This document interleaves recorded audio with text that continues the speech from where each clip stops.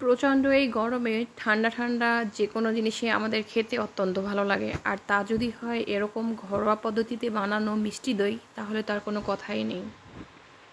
আসসালামু আলাইকুম এভরিওয়ান, সবাইকে আমন্ত্রণ জানাচ্ছি নতুন একটা ভিডিও দেখার জন্য। আজকে আমি ঘরোয়া পদ্ধতিতে দই বানাবো, মিষ্টি দই। তো সেটার রেসিপিটাই আমি আপনাদের সাথে শেয়ার করব। এখানে আমি কিছুটা পরিমাণে লিকুইড দুধ নিয়ে নিয়েছি, আর এটা আমি চুলায় অলরেডি বসাই দিলাম এটা কিছুটা জাল করে নেওয়ার জন্য। আর এখানে আমি টক দই নিয়ে নিয়েছি, আর এই টক দইটা পানির থেকে ছেঁকার জন্য আমি এখানে একটা জালনিতে তুলে নিচ্ছি। তো চুলায় দুধটা জাল হোক, আর এই ফাঁকে আমি একটু দই বানানোর জন্য ক্যারামেল তৈরি করে নিই। আর এখানে 1 টেবিল চামচ আমি চিনি নিয়ে নিয়েছি, আর এটাকে চুলায় বসিয়ে দিলাম।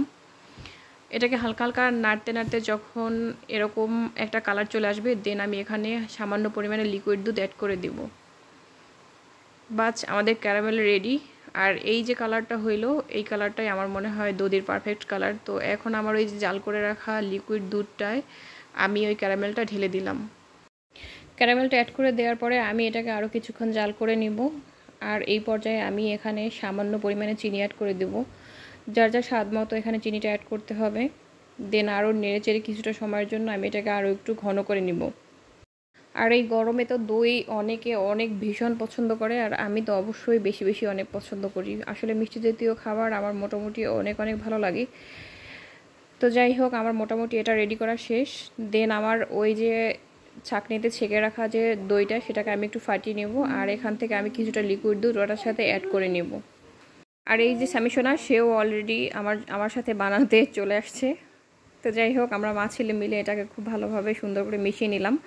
আর এইদিকে জাল করে রাখা যে দুধটা, তো সেটাতে আমি আঙ্গুল চুবিয়ে দেখব যে সেটা যদি সহনশীল পর্যায়ে থাকে, দেন আমার ওই যে টক দইটা যেটা আমি রেডি করে রাখছিলাম, তো সেটা এটার সাথে মিলিয়ে একটা হ্যান্ড উইস্কের সাহায্যে এটাকে খুব ভালোভাবে আলতো আলতো হাতে করে এভাবে মিশিয়ে নিব।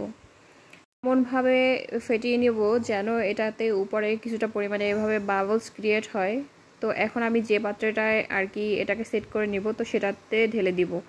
আর এ পর্যায়ে আমি এমনভাবেই ঢেলে দিব যেন এটা হালকা হালকা, একেবারে বেশি গরম না, হালকা গরম থাকে। তো সে পর্যায়ে আমি এটাকে রেখে দিব প্রায় 4 থেকে 5 ঘন্টার জন্য।